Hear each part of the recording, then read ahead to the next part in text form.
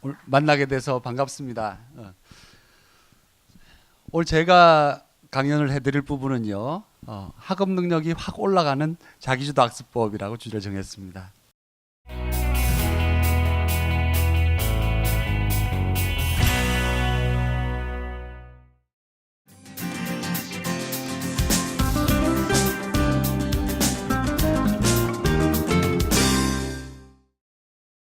과잉보호가 되면 아이가 부모님을 의지하게 됩니다. 생활할 때는 부모님한테 의지하듯이 공부하면 이제 학원에 의지하러 가는 거죠. 근데 이제는 사춘기가 되고 하면요, 자아 효능감과 자신감, 의지를 키울 수 있도록 해야 합니다. 20세기에는 학습 위주의 공부였지만 지금은 학업 능력을 길러라, 물고기 잡는 방법을 익혀라. 그 변화하는 지식에 적응할 수 있는 능력, 그게 자기주도 학습의 핵심입니다. 부모님께서 90% 역할 해주셔야 되는 거죠. 행복하게 자기주도적으로 자신의 삶을 영위할 수 있는. 자기주도 학습을 하려면요, 제일 먼저 인생관과 가치관 정립이 우선되어야 합니다. 우리 아이들은 누구나 부모님의 보살핌 속에서 자랍니다. 근데 그 보살핌이 지나쳐서 과잉보호가 되면 아이가 부모님을 의지하게 됩니다. 각별히 과잉보호가 되지 않도록 유의하셔야 됩니다. 부모님께 의지하는 아이한테 공부를 하라고 하면 이렇게 얘기합니다. 야, 니도 이제 중학생 됐는데 중학교 올라가면 수학하고 영어하고 갑자기 공부할 건 많아지거든. 어려워지니까 방학 때 미리미리 좀 학원 가. 엄마, 내가 알아서 할게. 네가 알아서 하는 게 맨날 집에서 노는 기가. 내가 알아서 한다니까. 그러다가 첫 시험 탁 보고 시험 못 보면 뭐라 그럽니까? 딱 엄마, 내 이제 학원 갈게. 와, 이제 시험 못 봤나? 하고 갑니다. 근데 사실은 공부를 하러 학원을 가는 것인지는 잘 생각해 봐야 됩니다. 학교에서 친구들이 합니다. 야, 네 말라고 혼자 공부한다고 하고 있는데 학원 가봐. 시험 기간 되면 딱 찍어줘. 엄마한테 학원 보내달라 해. 그냥 학원 간다. 부모님들께서는 우리 애가 열심히 공부하려고 학원 간다고 생각하시지만 사실은 그 아이는 생활할 때는 부모님한테 의지하듯이 공부하면 이제 학원에 의지하러 가는 거죠. 자기가 공부 열심히 하러 가는 거 아닙니다. 그죠? 어떻게 하면 적게 하고 부모님이 원하는 성적을 낼까? 그 방법으로 학원을 택하는 거죠. 근데 갔는데 또 성적이 안 나와요. 그때는 뭐라고 얘기합니까? 부모님들만 잘 모르시죠. 여학생들은 카톡을 통해서 다 전파가 되어 있고 남학생들은 PC방에서 매년 승계가 되고 있는 비법이 있죠. 부모님한테 이렇게 얘기하면 혼 안 나. 엄마, 학원 수업이 이해가 잘 안 돼. 이해가 잘 안 되면 쌤한테 물어보면 되잖아. 근데 엄마, 내가 물어봤거든. 물어보는데 다른 애가 물어보면 설명 잘 해준대. 내가 물어보면 나한테 잘 안 해줘. 딱 하면서 엄마를 열받게 하죠. 그리고 또 한 번 넘어가요.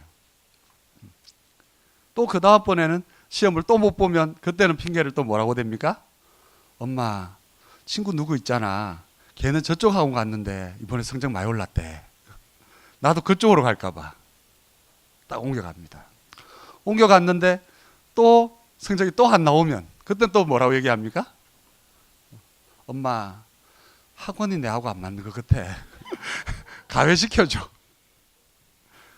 그러다 가외하는데 막 하다 보니까 또 가외 선생님 또 바꾸고 하다가 그러면 한 2년 지나갑니다.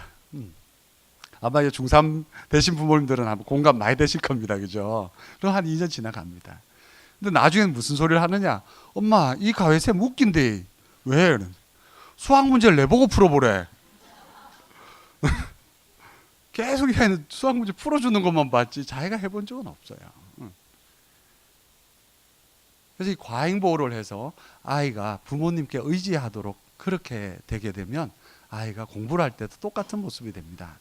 근데 이제는 사춘기가 되고 하면요, 칭찬과 격려를 통해서 우리 아이들이, 자녀분들이 자아 효능감과 자신감, 의지를 키울 수 있도록 해야 합니다. 그래서 의지하도록 하면 안 되고 의지를 기르도록 노력, 양육을 해주셔야 합니다. 그것이 제일 첫 번째 방법입니다. 부모님들께서 우리 아이들 공부하라, 뭘 하라 하지만 저도 자식 키우지만 자식 키우는 부모 마음은 거의 똑같은 것 같습니다.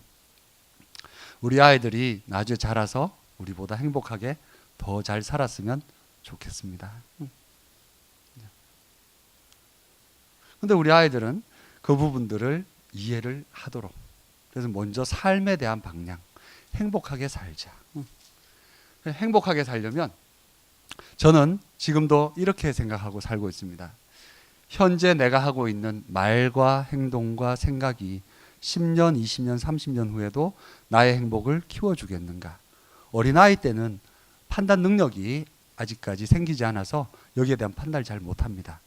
그렇지만 정신적인 청소년기가 되면 이 부분을 판단할 수 있죠. 네가 지금 게임을 열심히 하면 미래에 10년, 20년, 30년 후에 행복이 더 커지겠니? 이제 그걸 판단을 해야 됩니다. 결국 우리 아이들을 공부를 한다는 것은 20세기에는 지식을 많이 아는 지식 위주의 학습 위주의 공부였지만 21세기에 이제는 그렇지 않습니다. 그죠? 지금 되고 있는 4차 산업혁명과 인공지능 시대가 지금 열리고 있는데 어쩌면 활짝 지금 열렸습니다. 그죠? 이 시대에 우리 아이들에게 도대체 뭘 해줘야 되는가? 그래서 이런 얘기를 많이 합니다. 물고기를 잡아주지 말고 물고기 잡는 방법을 익혀라. 저희 때는 누가 많이 아느냐는 학습 위주의 공부였다면 지금은 학업 능력을 길러라. 지식은 계속 변합니다. 그죠? 그 변화하는 지식에 적응할 수 있는 능력, 그게 자기주도 학습의 핵심입니다. 자, 그래서 우리 아이들에게 제가 양육을 할 때는 이렇게 행복하게 살자. 하고 있는 말과 행동과 생각이 미래의 너의 행복을 키워줄지 한번 생각을 해보고 하자. 자, 그리고 나면 이제 공부에 대한 부분들을 얘기를 해주는데요. 우리 자녀들에게 공부해야 되는 이유, 공부해야 되는 이유를 설명을 해주실 때 저는 이렇게 설명을 해줍니다. 엄마 아빠가 지금까지 살면서 보고 듣고 배우고 느끼고 경험했던 것 중에 제일 좋은 걸 니한테 하라고 하겠니? 두 번째로 좋은 걸 하라고 하겠니? 제일 안 좋은 걸 하라고 하겠니? 부모님 믿고 한번 해봐. 그 공부하는 것이 네 행복을 제일 많이 키워주는 일이기 때문에 공부하라고 하는 거야. 저는 딱 그렇게만 얘기를 합니다. 그러고 나서 공부를 하겠다고 하면 학습 목표와 전략을 설정해 주는데요. 목표 설정을 이렇게 해줍니다. 배운 내용은 다 내 걸로. 공부는 지식을 익혀서 성적이 몇 점 나왔는지 그보다는 평생을 행복하게 사는 거기에 대한 삶의 무기 또는 삶의 능력, 뭐 어떻게 표현을 해도 그 부분은 바른 마음가짐과 성실함에 있는 것 같습니다. 대구에 처음 내려와서 커피숍에 앉아 있는데 그 부모님들께서 환경 그 녹색 뭐 여기 어머니 회인가 이거 봉사하고 오신 부모님들인 것 같습니다. 그 깃발을 가지고 한 10여 몇 분이 앉으셔가지고 얘기를 나누시는데 이 얘기를 이렇게 하시더라고요. 누구 엄마, 누구 이번에 수학 시험 잘 봤어요? 뭐 그저 그렇죠. 몇 점 받았는데요. 평상시 나오던 대로 나왔어요. 그러니까 그게 몇 점인데요? 100점. 오늘 열어 죽었다 그죠? 100점. 극한 다음에 뭐라고 그러시냐? 평상시에 놀기만 하는 줄 알았는데 지 할 건 하고 놀더라. 그러니까 아이들 머릿속에는 성실함을 키우는 게 아니라 성적만 나오면 되는 거예요. 여기 계신 부모님들은 그런 말씀 안 하시죠? 그렇게 하시면 안 돼요. 그죠? 그러니까 결국 우리 아이들은 마음을 바르게 하고 행복을 향해서 마음을 바르게 쓰고 성실해지도록 노력하고 그 성실함이 몸에 배도록 하는 것.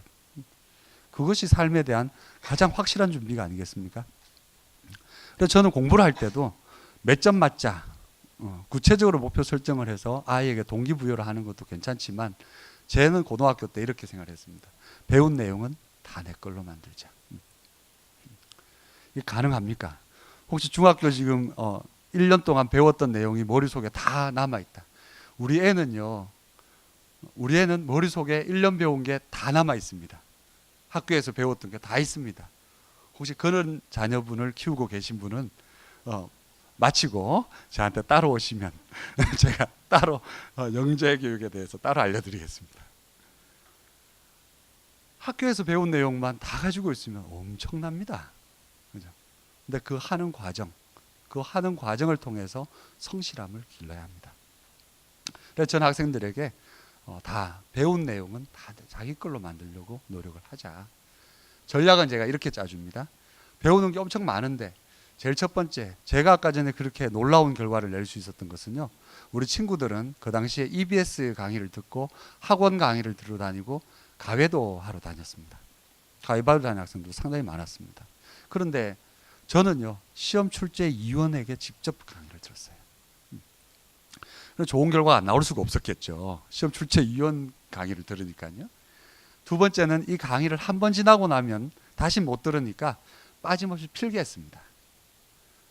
그리고 세 번째는요, 잊어버리면 안 되니까 복습을 했고요. 네 번째는 수업 듣기 전에 예습을 하고 들어갔습니다. 제가 고등학교 비록 지금으로 치면 9등급밖에 안 되지만 제가 이렇게 전략을 짜서 2개월 동안 실천을 했더니 그런 좋은 결과가 나왔습니다. 시험 출제위원 직강 있죠? 다 알고 계시죠? 시험 출제위원 직강 뭡니까? 그렇죠. 학교 수업이 바로 시험 출제위원 직강입니다. 학교 수업을 잘 들어야 됩니다. 수업을 듣는데도 요령이 있습니다. 수업 듣는 첫 번째 요령은요, 빠짐없이 필기를 해야 합니다. 빠짐없이 필기를 한다는 것은 선생님이 판서해 주는 부분들만 잘 쓰는 게 아니고 설명해 주시는 부분들도 다 적어야 합니다.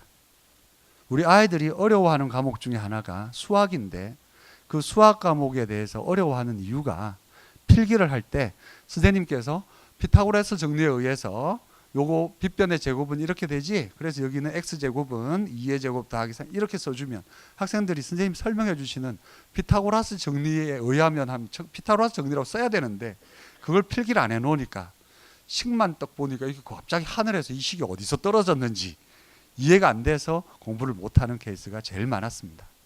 빠짐없이 필기한다는 것은 판서해 주시는 부분만이 아니라 선생님의 설명까지도 꼼꼼하게 메모를 해야 합니다.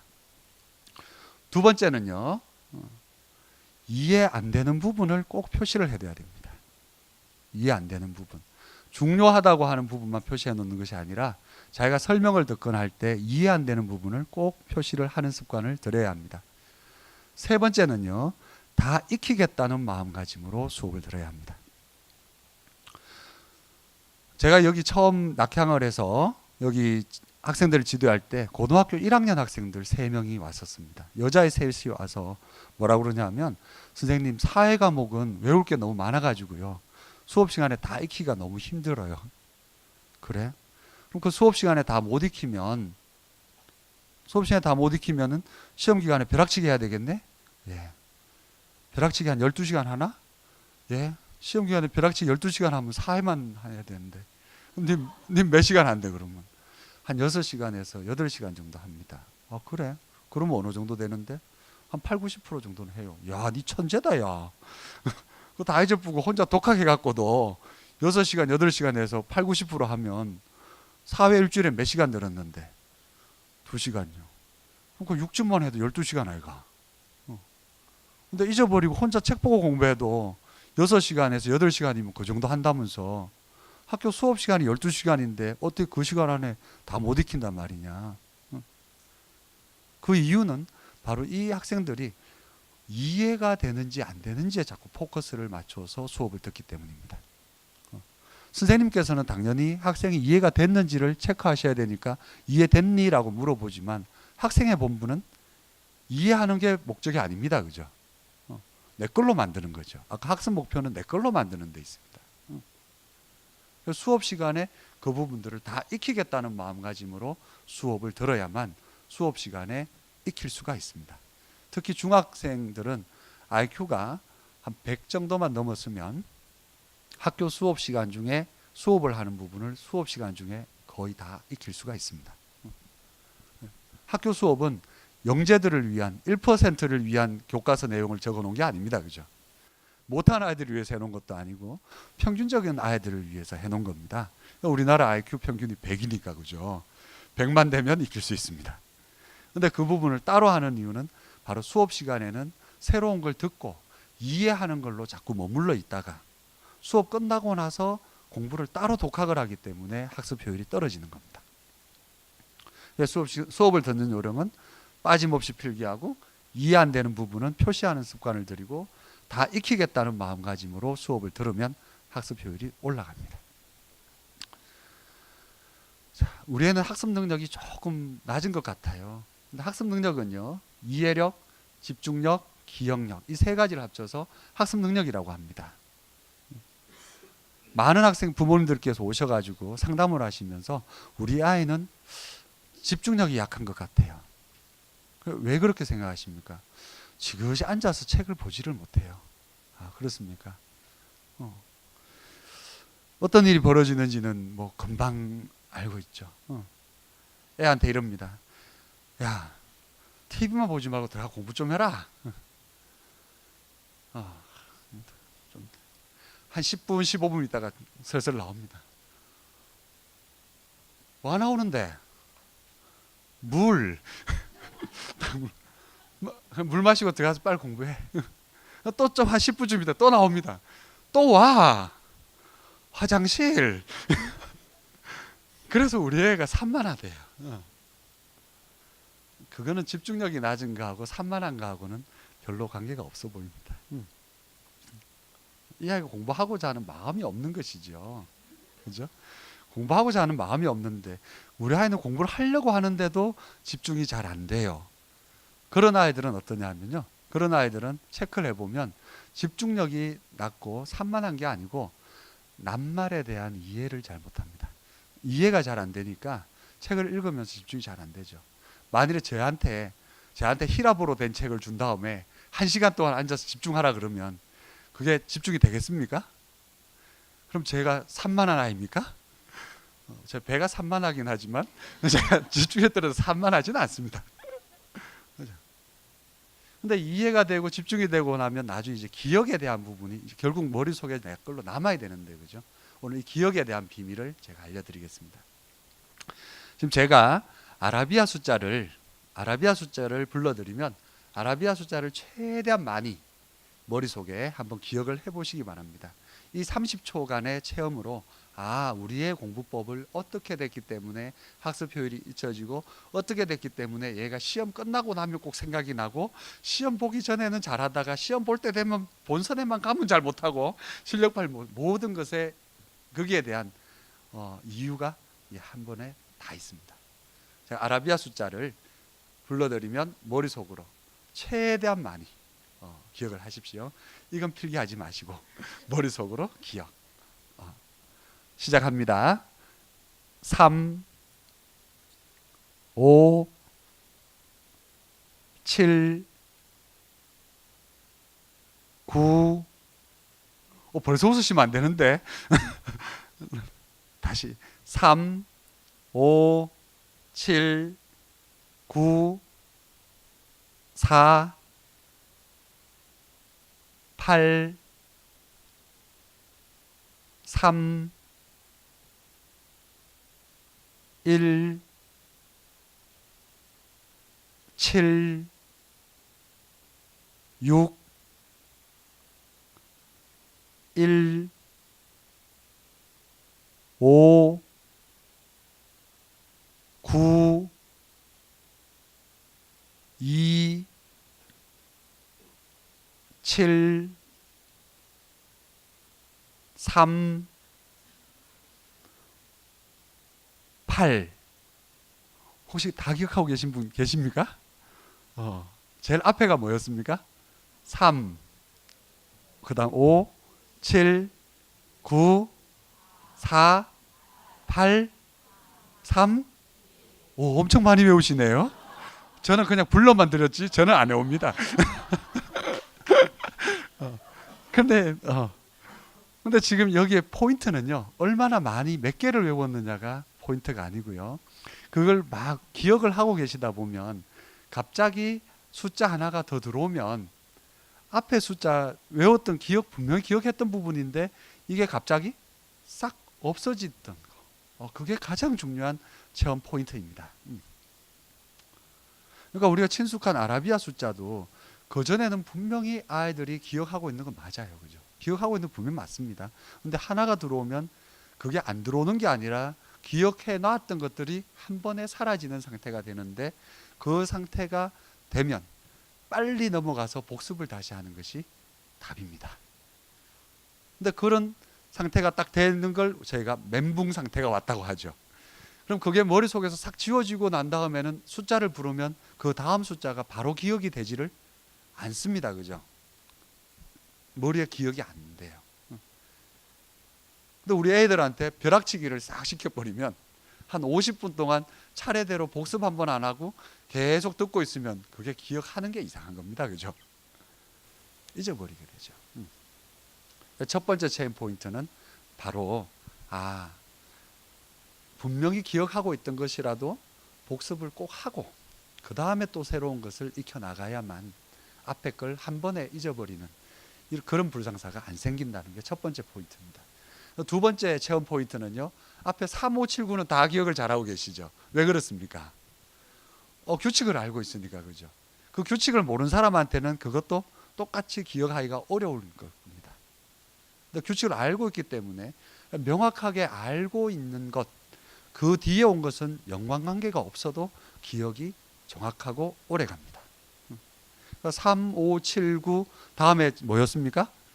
4, 8, 3, 1. 오, 많이 기억하시네요. 저도 그건 기억하고 있습니다. 우리 집사람 전화번호거든요. 그래서 제가 그걸 기억하고 있습니다. 그런데 3, 5, 7, 9 분명하게 알고 있는 것 뒤에 오는 내용은 연관관계가 직접 없더라도 기억이 정확하고 오래 갑니다. 공부 잘하는 아이하고 못하는 아이가 수업을 듣고 나면 공부 잘하는 아이가 많이 기억을 하고 있는 것은 기억력이 좋기 때문이라기보다는 바로 그 기본기가 잘 잡혀져 있으니까 거기에 연관돼서 내용들이 이어지기 때문에 기억을 잘하게 되는 겁니다. 공부를 잘 못했던 아이가 수업을 열심히 들었는데도 기억을 잘 못하면 니 누구 닮아가 머리가 이렇게 나쁘노? 듣자마자 잊어버려. 그게 아니고 머릿속에 기억해야 될 게 너무 많아서 잘 듣다가 아까 전처럼 앞에 게 갑자기 다 지워지는 겁니다. 오늘 제가 그 부분들을 한 번에 다 잡을 수 있는 방법을 알려드리겠습니다. 네.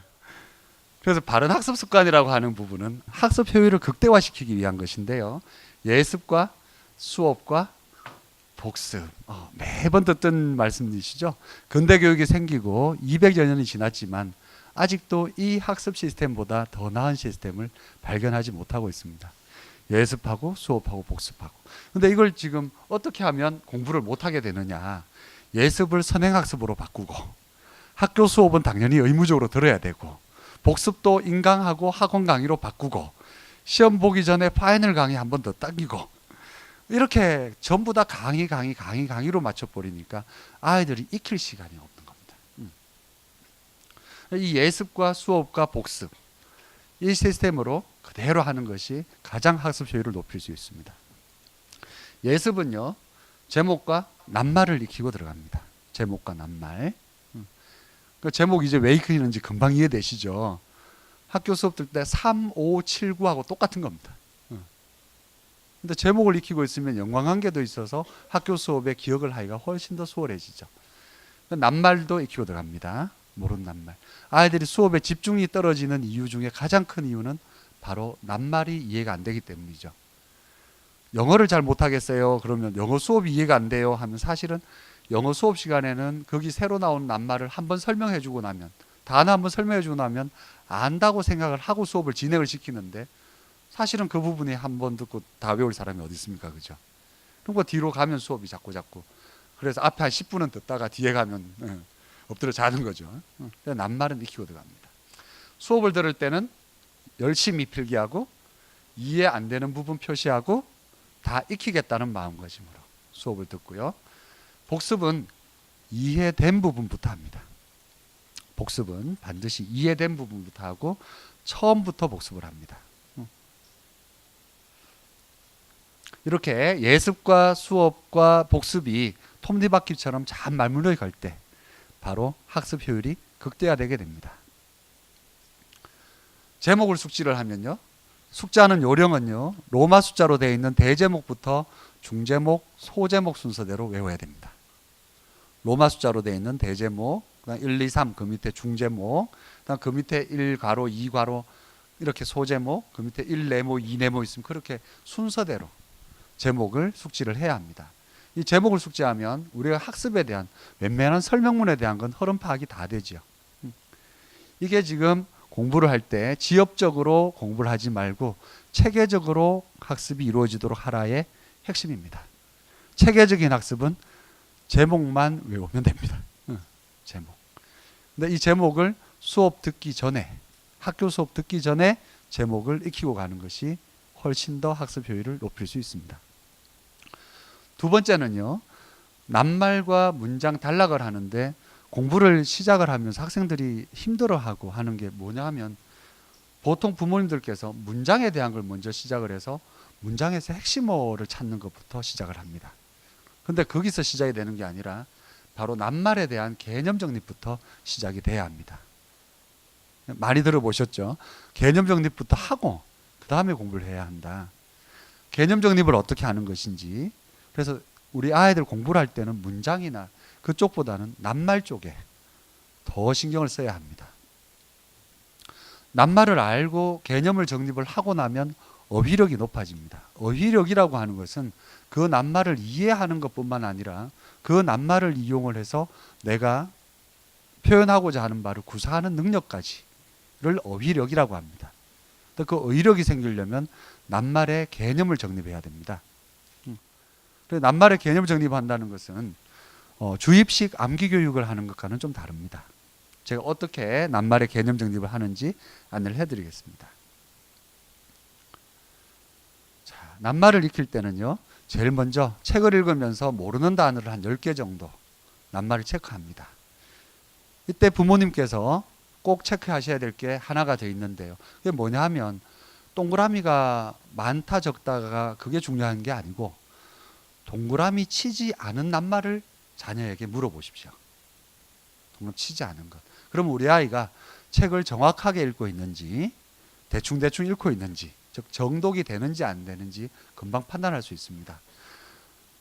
책을 대충 읽고 있는 학생은 나중에 공부를 하려고 해도 당연히 자신이 나름대로 소설을 쓰게 되는 경향이 있기 때문에 그 정독 습관을 먼저 잡아주셔야 합니다. 그래서 모르는 낱말이 많다고 뭐라 하지 마시고 낱말 찾아서 정독이 되도록 만들어 주시고, 낱말을 체크하고 나면 인터넷 사전을 이용하는 것이 훨씬 유리합니다.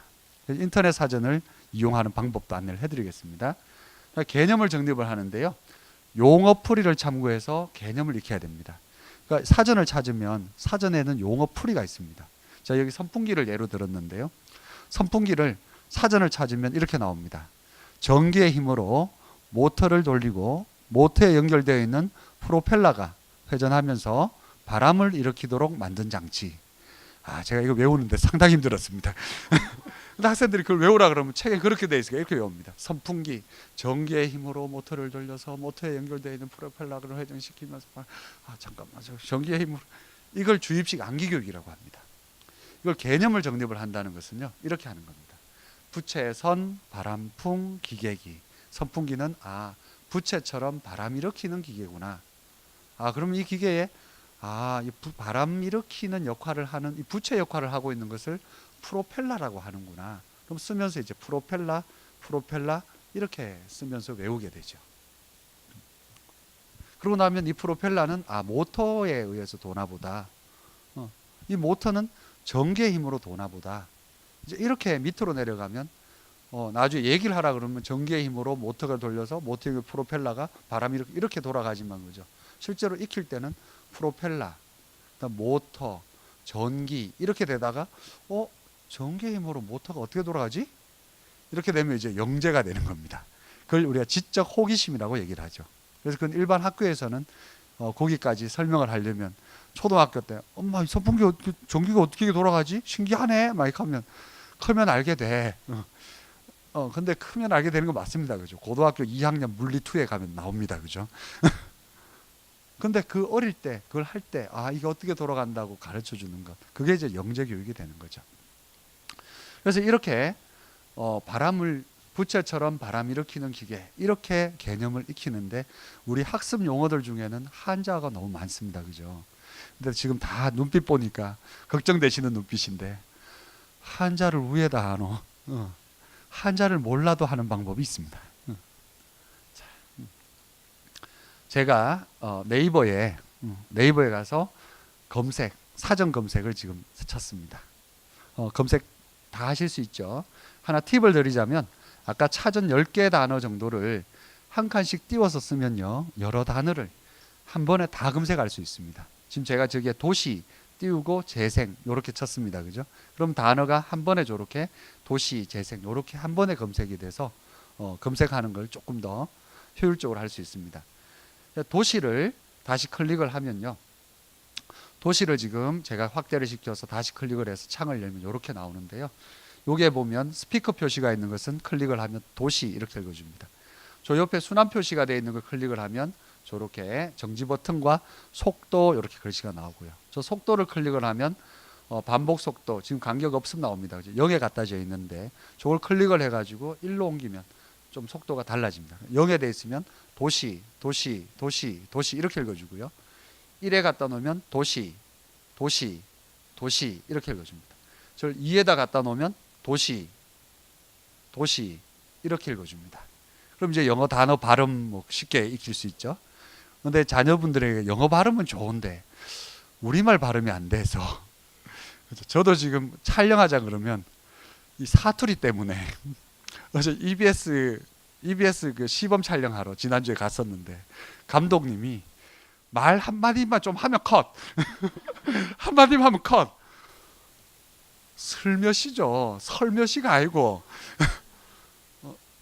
슬며시 음악이 아니잖아요. 음악이 머리가 아픈데요. 우리가 대구 경북 쪽에 사투리 안 쓰도록 표준 발음 연습도 이렇게 해서 연습을 시켜야 합니다. 그죠? 지금 지나고 보니까 영어 발음은 안 좋아도 괜찮은데 영어 발음은 안 좋아도 별로 상관없는데 우리 한국어 발음은 좋아야 되겠다는 생각을 제가 많이 하게 됩니다. 이렇게 해가지고 낱말을 익히고요. 요 옆에 보면 단어장 저장도 있습니다.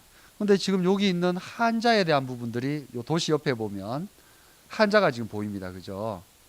요 한자를 어떻게 하면 되느냐 하면 한자에 그냥 커스만 가지고 가면 지금 한자에다 요렇게 도자에다 가져가면 요렇게 한자 창이 자동으로 열립니다. 그럼 저기에 주요 뜻들이 이렇게 있고요. 그러면 용어 풀이를 참고해서 저 주요 뜻하고 맞는 게 뭔지를 보고 하는데 없으면 한자 사전 내용 보기를 클릭을 해서 가면 더 자세한 뜻들을 볼 수가 있습니다. 그렇게 하면 한자를 몰라도 개념을 정립을 할 수가 있습니다. 그리고 아까 전에 단어장 가기를 클릭을 하면요. 요렇게 로그인 하라고 뜨고 로그인을 하면 뜨는데요. 지금 여기 보면 내가 찾은 단어장이라는 폴더가 열려 있는 겁니다. 기본으로 제공되는 폴더인데 요 단어장 추가 버튼을 누르면요. 단어장에 폴더를 만들 수가 있습니다. 국어, 뭐 영어, 사회, 과학 이렇게 폴더를 만들고 그 폴더를 열어놓고 거기에 단어들을 그냥 클릭해서 찾으면 자동으로 이쪽으로 넘어오게 되고 그 단어장에 자동 저장해 놓으면 그 단어들이 저절로 그 폴더에 내가 찾은 단어들이 쭉 저장이 됩니다.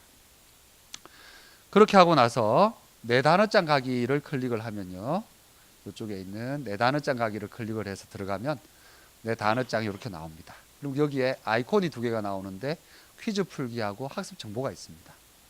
그래서 퀴즈 풀기를 클릭을 해서 들어가면 단어장 아까 만들어 놨던 그 폴더를 선택할 수 있게 되어 있고 단어 범위도 미암기 단어, 관심 단어, 전체 단어 옵션들을 이렇게 퀴즈 유형도 출제 문항수도 이렇게 해서 온라인상으로 자신의 단어를 익혔는지를 점검해 볼 수 있습니다. 이렇게 해서 퀴즈 시작해서 풀면 이런 식으로 이제 체크를 하게 됩니다.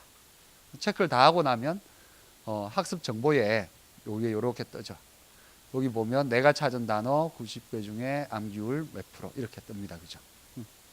그리고 저기 학습 정보 아이콘을 클릭을 하면 이렇게 매월 단위로 누적 도수 그래프로 이렇게 러프하게 안내를 해줍니다. 그래서 여기 흐릿하게 되어 있는 건 찾은 단어 수고, 여기에 빨간 글로 되어 있는 것은 퀴즈 풀어서 맞춘 단어 수입니다. 그러면 우리 아이가 대체로 월별로 어떻게 공부하고 있는지, 단어를 얼마나 하고 있는지 체크를 해볼 수가 있습니다. 자, 이제는 예습을 하고 학교 수업을 열심히 듣고 그러면 이제 복습을 해야 되겠죠. 근데 1년 동안 공부하는 부분을 머릿속에 다 익히려고 하면 아까 전에 수업을 열심히 듣고 그것도 중요한데 이 복습하는 시간이 사실은 제일 많이 소요되는 시간입니다. 그래서 이 복습하는 요령을 가지고 학습 효율을 줄여야 합니다. 자, 복습을 할 때는요, 제일 처음에 이해된 내용부터 해야 됩니다. 이해된 내용부터. 보통 이걸 트레이닝을 하고 옆에서 부모님들께서 코치를 해주시지 않으면 아이가 어떻게 되느냐 하면 아마 그런 경우 다 있으실 겁니다. 수업 시간에 10개 수업 들었는데 8개는 이해됐는데 2개는 이해가 안 됐습니다. 그죠? 그럼 아까 표시해 놓고 나면 쉬는 시간 딱 되거나 또 복습하라 그러면 이해 안 된 것부터 먼저 갑니다. 그죠? 이해 안 된 것만, 이해된 거는 먼저 됐으니까. 이해 안 된 걸로 가는데 그걸 그렇게 가면 안 된다고 말씀드리는 겁니다. 그렇게 하면 안 되고 수업 시간에 이해됐던 부분부터 먼저 복습을 해서 그걸 먼저 익히고 그 다음에 이해 안 된 부분을 그 다음에 해야 됩니다. 아라비아 숫자 아까 외워보셨지만 그죠? 흐릿한 상태에서 모르는 거 몇 개 해버리면 앞에 것도 잊혀질 우려가 있죠. 그래서 이해된 내용부터 반드시 복습을 하고 갑니다. 근데 이해된 내용은 잊어버리면 그 수업 들었던 시간이 학습 면에서는 효과가 없어져 버립니다. 그죠? 근데 이해 안 된 부분은 표시만 잘 해놓으면 오늘 하든지 일주일 후에 주말에 하든지 그래서 별로 상관이 없죠. 시간 낭비가 안 생깁니다. 그죠? 그래서 항상 수업이 딱 끝나고 나면 이해된 부분부터 반드시 복습하도록 집에서 코치를 해주셔야 됩니다. 두 번째는요, 처음부터 해야 됩니다. 책 처음부터 다 합니까? 그렇게 할 수 있으면 참 좋죠. 근데 아무리 못해도 로마 숫자로 되어 있는 대단원부터는 시작을 해야 됩니다. 로마 숫자로 되어 있는 대단원부터는 그건 하나의 큰 흐름이죠. 그죠? 그럼 그렇게 로마 숫자로. 시험 범위가 뭐 중단은 2-1부터 시작 안 하고 2-2부터 하니까 앞에 건 시험 봤는데 뭐 이건 성적 내려고 공부하는 거죠. 그렇게 해도 앞에서부터 해야 됩니다. 그럼 그렇게 다 하려면 복습 시간이 엄청 많이 걸릴 텐데 그걸 줄이는 방법이 있습니다. 제가 이름을 지었는데 처리노트, 나뭇가지처럼 이렇게 처리노트를 작성을 해서 복습을 하면 복습 시간을 많이 단축시켜낼 수가 있습니다. 처리노트는 이렇게 지금 만들었습니다. 지금 4단원에 사회변동과 문화 있고 그게 보면 여기 중제목들이 1, 2, 3 적혀져 있고 다시 소제목이 적혀져 있습니다. 근데 이게 지금 어떻게 만들어진 거냐 하면요, 처음부터 이렇게 A4지에 다 적은 게 아니고 이거를 수업에서 여기까지 만일 1까지 적었다면 여기까지만 적혀져 있는 겁니다. 수업이. 그러면 그 다음 시간에 요거 수업을 듣고 요거 정리하기 전에 수업 들었던 걸 정리하기 전에 요 로마 숫자 앞에서부터 요걸 차례대로 요렇게 공부를 하고 그 다음에 오늘 배운 내용을 다시 정리를 하고 요렇게 해서 만들어진 겁니다. 그럼 이게 A4지 한 페이지에 다 되지 않으면 A4지를 붙여가지고 그죠? 길게 쭉 펼치면 로마 숫자부터 처음부터 한 단위 쭉 보입니다. 근데 아까 전에 개념을 정립을 하고 나면 내용 설명이 길 게 없죠. 아까 선풍기를 전기의 힘으로 모터를 돌리고 모터에 예정되어 있는 프로펠러가 회전하면서 바람을 일으키도록 만든 장치, 엄청나게 많은 건데 그걸 계속 복습을 하면 머릿속에 프로펠러, 그다음 모터, 전기 이렇게 되다가 또 복습을 하면 프로펠러, 전기, 모터 3개 중에 순서대로 프로펠러만 남고 뒤에 거는 익숙해진 것은 또 줄게 됩니다. 그래서 복습을 얼마나 하느냐에 따라서 이 처리노트에 적혀져 있는 양은 계속 줄고 있죠. 그래서 이 아이는 보면 여기에 제목이 있는데도 불구하고 이 제목하고 나면 그 옆에 단어가 한두 개밖에 없습니다. 그죠? 근데 이 아이는 이것만 보고 있으면 책에 있는 내용을 다 얘기할 수 있습니다. 이걸 처리노트를 머릿속에 넣고 다니면서 복습을 하는 겁니다. 그렇게 하면요, 중학교 사회 과목 정도는 1년치를 다 모아도 A4지에 약 6페이지 정도밖에 나오질 않습니다. 나중에 제목만 적혀있어요. 제목만. 그 밑에도. 그렇게 해서 복습을 계속하면 할수록 처리 노트가 자꾸 주는데, 그래서 이 아이가 노트 해놓은 것만 봐도 공부를 어떻게 하고 있고 실력이 어느 정도인지 금방 알 수 있다는 것은 바로 이런 겁니다. 자기주도 학습 전형 그게 쓰실 때에 처리 노트 작성해서 이렇게 공부를 하면 아주 효율적으로 공부할 수 있겠죠.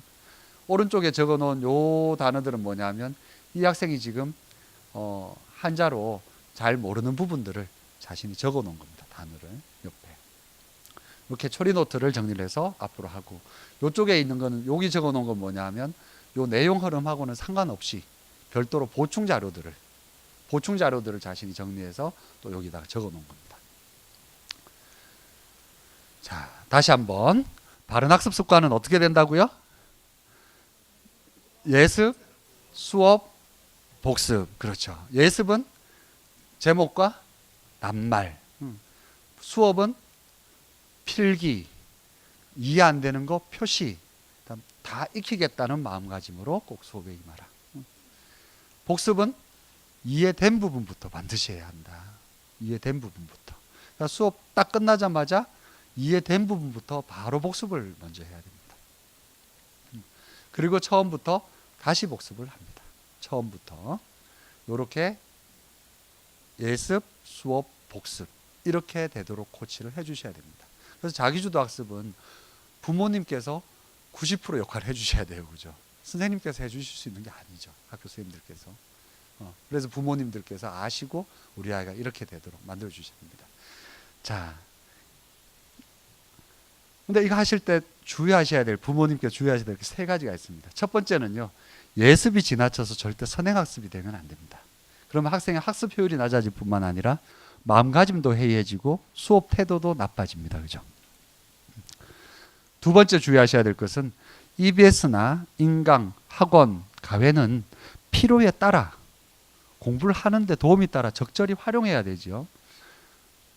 자녀가 혼자 하기 힘든 부분을 보완하는 정도에서 사용을 해야 합니다. 저를 무조건 저기에 의지를 하도록 하면 안 되겠죠. 세 번째는요, 복습이 실력 향상의 핵심입니다. 새로운 것을 배우는데 중점을 두지 마시고 오늘 뭘 새로운 걸 배웠나, 그 지적 호기심을 충족시켜주는 부분이 굉장히 재미있게 느껴지죠. 그렇지만 실제로 실력은 새로운 걸 배운 것에서 생기는 것이 아니라 그걸 복습을 통해서 내 걸로 만들어야만 내 실력이 커진다는 것. 그래서 복습을 하는데 중점을 두셔야 한다는 부분을 명심하시기 바랍니다. 다시 한번 정리하겠습니다. 첫 번째는 시험 출제 유연 직강을 잘 듣자. 두 번째는 빠짐없이 필기하고 모르는 부분은 표시해 두자. 세 번째, 제목과 낱말은 익히고 수업에 들어가자. 네 번째, 이해된 내용부터 복습하자. 근데 이걸 가르쳐 주면 자녀분들이 실천을 할까요? 안 하겠죠, 그죠? 저는 고등학교 가서 선생님 그렇게 하라고 하면 했잖아요. 그죠? 그게 우리 아이를 바르게 이렇게 자기 주도인으로 기르시고 싶으시면 반드시 부모님께서 먼저 하셔야 돼요. 부모님이 솔선수범해서 항상 선생님을 신뢰하고 존중하셔야 됩니다. 제가 부모님들께서 선생님한테 존중하고 신뢰하는 걸 그걸 심어주셔야 우리 아이 마음속에 신뢰, 믿음이라는 게 생기고 인간관계의 가장 처음 시작은 바로 믿음에서 생깁니다. 부모님과 자녀 간의 믿음. 그거부터 시작이 되죠.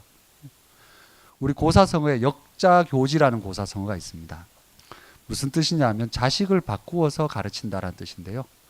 공자에게는 아들이 한 명 있었습니다. 근데 공자가 아들을 가르치지 않았어요.